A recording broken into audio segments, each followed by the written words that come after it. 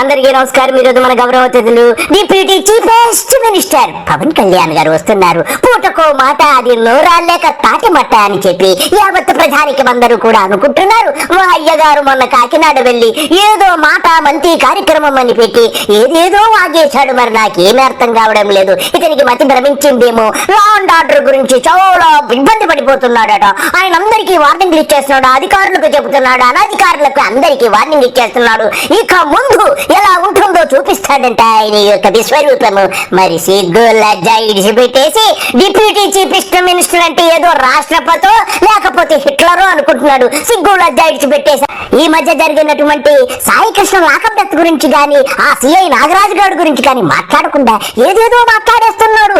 అసలు law and order అంటే ఎలా ఉండాలో అలా ఉండాలంటున్నాడు. కడుపుకి అన్నం తిన్నావా, గడ్డి తిన్నావా? నువ్వు పంచాయతీ మినిస్టర్ గా అటవీ మినిస్టర్ గా ఉండు మూసుకొని. అంతేగాని ఏదో హిట్లర్ అనుకుంటున్నావు. నువ్వు సర్వాధికారాలు నాకే ఉన్నాయని రెచ్చిపోయావనుకో, నీకేదో పోయే కాలం దగ్గరికి వచ్చింది. మొదలు పెట్టు నీ మతి భ్రమించిన మాటలు ఒకసారి. అన్ని పనులు అవ్వకపోయినా primary is law and order. Law and order బలంగా ఉంటేనే ఇప్పుడు మీరు కోరుకున్నట్టుగా కూర్చోబెట్టి ఏఐ కావచ్చు, పరిశ్రమలు కావచ్చు, రేపొద్దున ఏదైనా కాలేజ్ సమస్యలు కావచ్చు, ఇవన్నీ కూడా సవ్యంగా ఉండాలంటే law and order should be very strict and very strong. నేను హోమ్ మినిస్టర్ని కాదు, అది నా పరిధిలోకి రాదు. అది క్రిమినల్ సాలుగా అదృష్టం. అది నా పరిధిలోకి రాదు. అది క్రిమినల్ సాలుగా అదృష్టం. ఏమన్నా లా అండ్ ఆర్డర్ నీ చేతిలో లేదు, క్రిమినల్స్ అదృష్టం. నిజమే, నీ చుట్టూరే కదరా ఉన్నారు క్రిమినల్స్. అరవ శ్రీధర్ గాడు ఒక పెద్ద క్రిమినల్, కిరణ్ రాయల్ గాడు ఒక పెద్ద క్రిమినల్. వీళ్ళందరినీ చుట్టూరు పెట్టుకొని ఏదేదో మాట్లాడుతున్నావు. నీకు పిచ్చి ఏమన్నా ఎక్కిపోయిందేమో. డిప్యూటీ చీఫెస్ట్ మినిస్టర్ అంటే ఏదో అనుకుంటున్నావేమో. నీ పరిధి మించి మాట్లాడితే ముఖాన్ని ఉమ్మేస్తారు. సిగ్గు లజ్జ తెచ్చుకో కాసింత. హోమ్ మినిస్టర్ అనిత గారు కూడా చెప్తా ఉన్నాను. మంత్రి మీరు, హోమ్ మినిస్టర్ మీరు. నేను పంచాయతీరాజ్ శాఖ మంత్రిని, నేను అటవీ శాఖ మంత్రిని, పర్యావరణ శాఖ మంత్రిని. హోం మంత్రి శాఖ మీరు బాధ్యత వహించండి. నేను హోం శాఖ తీసుకుంటే పరిస్థితులు వేరుగా ఉంటాయి, గుర్తుపెట్టుకోండి. పవన్ కళ్యాణ్ గారు మీ అమ్మ మొగుడు ఏమన్నా మీకు ఈ రాష్ట్రాన్ని రాసిచ్చేసారా? ఎందుకు ఇలా ఓవర్ యాక్షన్ చేస్తున్నారు? ఇది గబ్బర్ సినిమా కాదు, గబ్బు సినిమా కాదురా. నోరు అదుపులో పెట్టుకో. నువ్వెవడవురా మంత్రి పదవులు లాక్కోనాక? నీకున్న మంత్రి పదవులు నువ్వు చూసుకో. నువ్వేమీ ఏదో పైనుంచేమీ రాలేదు. నువ్వు ఓవర్ యాక్షన్ చేసావనుకో, అదప్పా తాళానికి నువ్వు చెప్పావు చేసావా, అక్కడికి తొక్కేయటం ఖాయమురా నిన్ను. ఇలాగే మీరు తీసుకొస్తా ఉండండి. మీరు నిశ్చలంగా ఉండండి, ఏం చేయకుండా. హోం బాధ్యతలు కూడా తీసుకోవాల్సి వస్తుంది, గుర్తుపెట్టుకో. నా తప్పు కాదంటే రాజు 7 చేపలు కదలా, మరి ఎవరు చేస్తారు ఇది? నీ అమ్మ 3. నా దగ్గర నుంచి చెప్తున్నాను, మీకు 1 సింగిల్ ఫోన్ కాల్ రాదు పలానా వాళ్ళని విడిపించమని. అలాగే మా ఉన్న నాయకులందరికీ కూడా చెప్తున్నాం, none of them will encourage any kind of rowdy elements. మనం ఎవరు ఎంకరేజ్ చేస్తాం సార్? చేయండి. ఎవరు ఎంకరేజ్ చేయరు ఇక్కడ. నీకు అర్థమవుతుందా? ఏమన్నావు? రౌడీజాన్ని ఎంకరేజ్ చేయవా? నీ చుట్టూరు ఉన్నదంతా రౌడీలే కదరా. ఏం మాట్లాడుతున్నావు నువ్వు? అక్కడ ఉన్నదే 4-5 రౌడీలు కనపడుతుంటే ఏమండి మనం ఎప్పుడైనా రౌడీలను ఎంకరేజ్ చేస్తామంటే నువ్వే పెద్ద రౌడీ, వీధి రౌడీ. నువ్వే చెప్పావు కదా, గొడ్డు కారం తిన్నాను రా, నేను అక్కడ దొల్లాను, ఇక్కడ దొల్లాను, పరుపుల్లో దూరాను, మంచాల కింద దూరాను అని చెప్పావు కదరా. నువ్వే పెద్ద రౌడీ. ఇంకా రౌడీలు ఎక్కడి నుంచి వస్తారు? రౌడీ గురించి నువ్వు మాట్లాడాల్సిన పనిలే. నువ్వే రాష్ట్రానికి పట్టినటువంటి పెద్ద దరిద్రము రౌడీవి. ఇంతకంటే ఏం చెప్తామయ్యా నీకు? ముఖ్యంగా వైసీపీ రౌడీ మొక్కు చెప్తున్నా.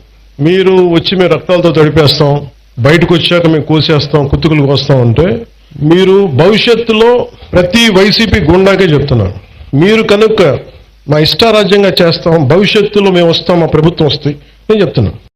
ఫర్ ఎగ్జాంపుల్, మీ ప్రభుత్వమే వచ్చింది అనుకున్నాం, తొక్కి నారా తీస్తాను మీకు చెప్తాను, గుర్తుపెట్టుకో. తొక్కి నారా తీస్తాను మీకు చెప్తాను, గుర్తుపెట్టుకో. ఏమన్నారు పవన్ కళ్యాణ్ గారు? వైసీపీ రౌడీలకు చెప్తున్నావా? మరి జనసేన రౌడీలకు చెప్పవా? తొక్క తీయవా? నీ బతుకు చెడా. నువ్వు నీ బాబు ఉద్యోగం చేశాడో లేదో నాకు తెలియదు. నువ్వు నీ బాబు నీ యావత్ కుటుంబం అంతా తోళ్ళు అదే చర్మాలు ఒలుచుకుంటా, గేదెలకు, గొర్రెలకు, మేకలకు చర్మాలు ఒలుచుకుంటా బతికారేమో. అందుకే మాటకి తోలు తీసేస్తాను అంటున్నావు. నీది నోట్లో ఏం పెట్టుకున్నావో నాకేం అర్థం కావడంలే. నీది ఒక బతుక. నీ యొక్క అధికారాలేంటో నువ్వు చూసుకో. నువ్వు రెచ్చిపోక అనవసరంగా. పిచ్చి కుక్కలా రెచ్చిపోయిన వాడు ఎవడూ బాగుపడినట్టు చరిత్రలో లేదు పవన్ కళ్యాణ్ గారు. కాబట్టి మీరు పిచ్చి పిచ్చిగా మాట్లాడితే ముందు ముందు నువ్వు చెబుతావు చూడు, పీక మీద కాలేసి తొక్కేస్తానని. నిన్ను తొక్కుతుంటే మళ్ళా నువ్వు ఉచ్చ పోసుకుంటా రష్యా వెళ్ళిపోవడం గ్యారంటీది. నువ్వు ఇంతకంటే ఓవర్ యాక్షన్ చేసావనుకో ప్రజలు భరించలేరు పవన్ కళ్యాణ్ గారు. నాకు ఒకటి అర్థమవుతుంది, నీకు చంద్రబాబుకి ఏదో పెడిచినట్టుంది, అందుకే ఇలా రెచ్చిపోతున్నావు. వెళ్ళిపో, చంద్రబాబుని విడిచిపెట్టేసి వెళ్ళిపో. ఇంకొకటి సంఖ నాకు ఎలాగన్నా తిరుగు. నీ బతుకొచ్చాడా? నాకు అర్థమైపోయిందిలే, నువ్వు ఎప్పుడైనా కూటమి నుంచి బయటికి వెళ్ళిపోవడానికి సిద్ధముగా ఉన్నావని నాకు బాగా అర్థమవుతుంది. మొదలుపెట్టు సొల్లు. ప్రభుత్వాలు రావడాలు పోవడాలు ప్రజల చేతుల్లో నిర్ణయం ఉంటుంది తప్ప వచ్చినప్పుడు భయపడిపోయి. ఇప్పుడు మీకు చెప్తున్నా కదా, 3 సంవత్సరాలు ఉంది. 3 సంవత్సరాల్లో మీకు స్ట్రింజెంట్ యాక్షన్ నేను చూపిస్తాను, మీకు గుర్తుపెట్టుకోండి. ఇప్పుడు దాకా మాట్లాడాలా, లా అండ్ ఆర్డర్ నాది కాదు అని చెప్పి కాము కూర్చున్నా. అంటే నా అభిప్రాయాలు కూడా సీఎం గారికి నేను చెప్పను. నా అభిప్రాయాలు కూడా సీఎం గారికి నేను చెప్పను. పవన్ కళ్యాణ్ గారు, మీ బాధ నాకు అర్థమవుతుంది. మీ దత్త తమ్ముడు త్వరలో సీఎం అయిపోతాడు కాబట్టి మీరు ఆయన దగ్గర పని చేయాలని బాధగా ఎక్కువైనట్లుంది. అందుకే నేను లా అండ్ ఆర్డర్ మీద నేనేదో చేసేస్తానంటున్నావంటే నాకు అర్థమైంది. నీకు నీ బాబు అదే చంద్రబాబుకి బిడిసినట్టుగా కనపడుతుంది. నువ్వు ఢిల్లీ వెళ్ళొచ్చినప్పటి నుంచి ఎన్నెన్నో మార్పులు కనపడుతున్నాయి. రెచ్చిపోతున్నావు, తెలంగాణ వాదుల మీద తొడగొడుతున్నావు, మీసాలు దువ్వుతున్నావు, పిచ్చి పిచ్చి మాటలు మాట్లాడుతున్నావంటే దీనికంతటికీ కారణము నీకు మతి భ్రమించింది. నీకు మంత్రి పదవి ఊడిపోవడము ఖాయముగా కనపడుతుంది. బాబు గారికి కోపం వస్తుందంటే ఎప్పుడో నిన్ను బర్తరఫ్ చేయడము ఖాయముగా కనపడుతుంది. నేను ఇక ముందు ముఖ్యమంత్రికి కూడా ఏ విషయాలు చెప్పను, ప్రజలకే చెబుతానంటున్నావంటే నువ్వు ముఖ్యమంత్రి ఓవర్లుక్ చేస్తున్నావంటేనే నాకు అర్థమైపోతుంది. అంటే నీకు పోవు కాలము మంత్రి పదవి ఊడిపోవడము ఖాయముగా కనపడుతుంది. ఆ ప్రెస్టేషన్ లోనే మాట్లాడుతున్నావు. డైరెక్ట్ నా అభిప్రాయాలు ప్రజలతో చెప్తాను, సీఎం గారికి కూడా చెప్పను. పవన్ కళ్యాణ్ గారు, మీరు కేవలం డిప్యూటీ చీఫ్ మినిస్టర్. మీరు ముఖ్యమంత్రి కనుసన్నల్లోనే పనిచేయాలి గాని మీరు ఓవర్ యాక్షన్ చేయకూడదు. మీరు ఎప్పుడైనా మా చంద్రబాబు గారికి వెన్నుపోటు పొడవడము ఖాయముగా కనబడుతుంది. నా డైలాగ్ ఒకటే అమ్మా, నా డైలాగ్ ఒకటే, నా కమ్యూనికేషన్ ఒకటే. నాకు నా ప్రజలకు తప్ప నేను ఎవరితో మాట్లాడు. పోలీస్ అధికారులు కూడా చెప్తున్నాను, భవిష్యత్తులో ఒకవేళ వైసీపీ వస్తే అందుకని మనం జాగ్రత్తగా ఉండాలి. పవన్ కళ్యాణ్, నువ్వు ఆఫ్టర్ ఆల్ అటవీ శాఖ మంత్రివి, ఆఫ్టర్ ఆల్ పంచాయతీ రాజ్ మంత్రివి. అంతవరకే నువ్వు అధికారులకి, పోలీస్ అధికారులకి వైసీపీ వస్తే వాళ్ళంతా చూస్తామని చెప్పి నువ్వేంటయ్యా వాళ్ళకి చెప్పేది? నువ్వేం మాట్లాడుతున్నావు? నువ్వు చీఫెస్ట్ మినిస్టర్వి, డిప్యూటీ చీఫెస్ట్ మినిస్టర్వి. నువ్వు ఇలా చీప్ మాటలు మాట్లాడితే ప్రజల్లో ఇంకా చులకనైపోవడము ఖాయము. రాదని చెప్తున్నా, ఒకవేళ నా కమిట్మెంట్ చెప్తున్నా, మీరు వెనకేసుకొచ్చారు గూండాల్ని అంటే ఐ విల్ మేక్ షూర్ నేను గుర్తుపెట్టుకుంటాను, మిమ్మల్ని గుర్తుపెట్టుకుంటాను. పవన్ కళ్యాణ్ గారు, ఇంత దిగజారిపోతారని నేను అనుకోలేదు. ఎవరిని బెదిరిస్తున్నావు అయ్యా? పోలీస్ అధికారులను బెదిరిస్తున్నావు, కలెక్టర్లను బెదిరిస్తున్నావు. వాళ్ళని గుర్తుపెట్టుకొని ఏం పీకుతావు నువ్వు? నేను వ్యక్తిగతంగా గుర్తుపెట్టుకోను. నేను ఎస్పీ గారిని, ప్రీవియస్ కలెక్టర్ గారిని కూడా అడగండి, మిమ్మల్ని నేను ప్రత్యేకించి దృష్టి పెడతాను మీ మీద. అది మీరు ఏ స్థాయి అధికారులు, ఎందుకంటే నాకు మా పార్టీలో నాయకులు ఎలా ఉంటారో కూడా నాకు తెలియదు. నేనైతే ఇలా ఉంటాను, మా వాళ్ళు ఎంత ధైర్యం తెచ్చుకొని నిలబడతారో నాకు తెలియదు. అది వాళ్ళ చేతిలో ఉంది, నా చేతిలో లేదు. నీ బతుకుశాడా? నీ పార్టీ వాళ్ళ గురించి నీకే తెలియదు. నువ్వు ఐఏఎస్ఎల్ని, ఐపీఎస్ఎల్ని బెదిరిస్తావా? కడుపుకు అన్నం తింటున్నావా, గడ్డి తింటున్నావా? ఏం మాట్లాడుతున్నావు? నీకేదో పిచ్చెక్కిపోయిందేమో. ముఖ్యమంత్రిని లెక్క చేయనంటున్నావు, ఐఏఎస్ఎల్ లెక్క చేయనంటున్నావు, ఐపీఎస్ఎల్ లెక్క చేయనంటున్నావు, వాళ్ళ అంతం చూస్తానంటున్నావు.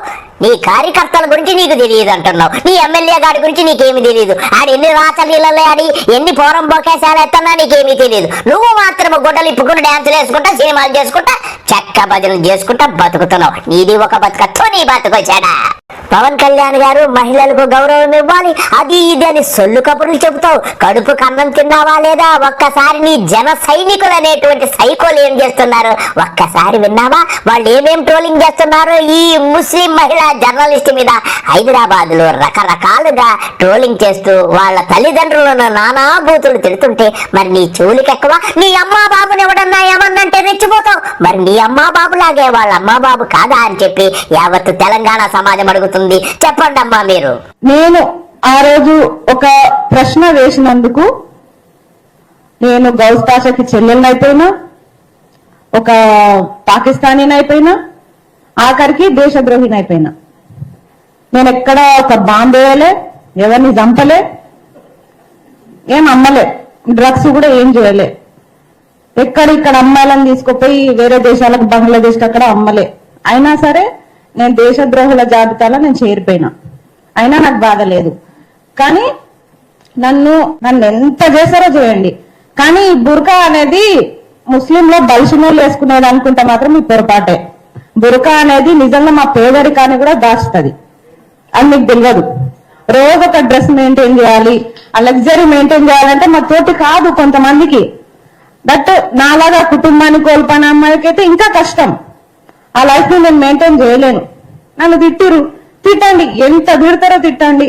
వ్యక్తిగతాలు బయట పెడతాం, నిన్ను రేప్ చేస్తాం, నిన్ను 15 వరకు చంపేస్తాం. సరే చంపేస్తారు, వ్యక్తిగతాలు. మీకు లేవా గతాలు? మీ నాయకుడికే ఉన్నాయి కదా, మా గతాలు ఏం బయట పెడతారు? అంతకంటే మించి మేమేం చేస్తున్నామని, అమ్మాయిలమని ఇంత భయపెట్టే ప్రయత్నాలు చేస్తున్నారు. సరే ఆ తర్వాత ఏదో మా నోట్లో మైకు పెట్టిరు, ఇవ్వండి మైకు పెట్టిరు. ఈ ఫోటోకి నేను అస్సలు బాధపడట్లే. మీరు మైకు పెట్టండి, ఏమన్నా పెట్టండి, కానీ దీనిపైన రాసిరు చూడండి, రేపు జనసేన తెలంగాణలో వరంగల్కి వస్తున్నాడు, నువ్వు ఒక అమ్మకి అబ్బకి పుడితే అడ్డుకుంటున్నావా అడ్డుకో. లోకంలో లేని నా తల్లిదండ్రులు ఏం చేసిరండి? ఈరోజు నేను పుట్టి తప్పు చేసినానా? అంటే నా బుర్కా ప్రాబ్లమా, నా మతం ప్రాబ్లమా? నా తల్లిదండ్రులు ఎందుకు అంటారు చెప్పండి? అరే మీకు దమ్ము ఉంటే తమ్ముళ్ళు నాతో కొట్లాడండి, నేను కొట్లాడతా. నా మీద దాడి చేస్తారా? చేయండి, నేను కూడా దాడి చేస్తా. మాట్లాడతారా? మాట్లాడండి, నాకు దమ్ముంది, నేను మాట్లాడతా. కానీ మా అమ్మ నాన్న అన్నట్టు నేను మీ అమ్మ నాన్న అనలేను. ఎందుకంటే నాకు నా పేరెంట్స్ తో పాటు మీ పేరెంట్స్ అంటే కూడా గౌరవమే. ఒక ఆడపిల్లగా మా అమ్మ నాన్న అంటే నేను ఎంత బాధపడుతున్నానో ఆ భాగం మీ అమ్మ నాన్న మీరు పడవద్దు. అందుకే మీ అమ్మ నాన్న నేను తిట్టాను. నా తల్లిదండ్రులకు మంచిగా నేర్పారు. మరి మీ తల్లిదండ్రులు మీకు ఏం నేర్పించారు? తమ్ముడు అంటే పదం ఏందో నాకు అంత భూతేమో నాకు తెలియదు. ఒక తమ్ముడు అన్న పాపానికి ఈరోజు నన్ను మా అమ్మ నాన్నని కూడా తిట్టే స్టేజ్కి తీసుకొచ్చారు. నేను చెప్తున్నా కదా, మీకు దమ్మంటే ఇప్పుడు కూడా చెప్తున్నాను, మీ ట్రైనింగ్స్కి ఎవరు భయపడరు. చూశారు కదా ఈ మహిళ యొక్క ఆవేదన. ఈ జన సైనికులని చెప్పుకున్నటువంటి జన సైకోగాళ్ళందరూ కూడా ఈవిడ్ని ఎన్నో రకాలుగా ట్రోల్ చేస్తూ ఆవిడ్ని చాలా ఇబ్బంది పెడుతున్నారు మానసికంగా. ఇంతకంటే నీచమైనటువంటి రాజకీయ పార్టీ ఈ ప్రపంచంలో ఉండదు పవన్ కళ్యాణ్. నీది ఒక బతుక. నీ బతుకు గురించి ఒక్కసారి నీ గుండె మీద చేసుకొని ఆలోచించుకో. నీ బతుకేంటో నీకే తెలుస్తుంది. నీ బతుకంతా ఊడిగం చేయడం, బానిసత్వం చేయడం తప్ప నీది ఒక బతుక అని చెప్పి తెలంగాణ సమాజం అందరూ కూడా నీ మీద ఇంకా చెప్పలేని నేను అంత అసహించుకుంటున్నారు. ఎక్కడన్నా నువ్వు కనపడితే గాండ్రించి ముఖాన్ని ఉమ్మేస్తారు. ఇంతకంటే నీకేం చెప్పాలి? ఆడపిల్లలని లేదు, మగవాళ్ళని లేదు, నువ్వు మరి ఆడా మగ కానీ తేడా కానివేమో. అందుకే ఇలాగ నువ్వు ప్రవర్తిస్తున్నావు. నీ జన సైనికులను రెచ్చగొట్టి, ఆ సైకోగాళ్ళను రెచ్చగొట్టి ఈ యొక్క దుశ్చర్యలకు పాల్పడుతూ ఈ యొక్క నీచమైన సంస్కృతికి నువ్వు తీసుకొచ్చావంటే నీ బతుకెందుకయ్యా? ఒక జర్నలిస్టుల్ని ఇలాగే హింసించావంటే నీది ఒక బతుక, నీది ఒక బతుక అని చెప్పి యావత్ తెలంగాణ సమాజమే కాదు ఆంధ్ర రాష్ట్రం కూడా నిన్ను ప్రశ్నిస్తుంది. గుర్తుపెట్టుకో, ఏదైతే మనం ఎత్తుతామో అదే మనకెత్తుతాది. నీకు నీకు పోయే కాలం దగ్గరికి వచ్చింది కాబట్టి నువ్వు చంద్రబాబు గారి మీద రెచ్చిపోతున్నావు. చంద్రబాబుకి ఏమీ చెప్పనంటానని నాకు అర్థమైపోతుంది. నీకు చంద్రబాబుకు అయిపోయింది. నిన్ను బయటికి గెంటేయడం ఖాయంగా కనపడుతుంది కాబట్టి ఆ ప్రెస్టేషన్ లోనే ఆడా మగ తేడా లేకుండా తేడాగానిలాగా నువ్వు తేడా పనులు చేస్తూ ఇలాగ మహిళలను దుర్భాషలు ఆడిస్తూ కనీసం స్పందించకుండా వారిని వారించకుండా ఉన్నావంటే నీది ఒక బతుక అని చెప్పి నేను అడుగుతున్నాను. ఇంతకంటే నీకేం చెప్పలేను. కానీ నీకు కాలమే బుద్ధి చెప్తుంది. నీకేదో పోయే కాలం దగ్గరికి వచ్చింది కాబట్టి ఇలా పిచ్చి కుక్కలా రెచ్చిపోతున్నావని అర్థమవుతుంది. ఇంతకంటే ఇతని గురించి ఏమీ మాట్లాడలేము. అందరికీ నమస్కారము. బాయ్.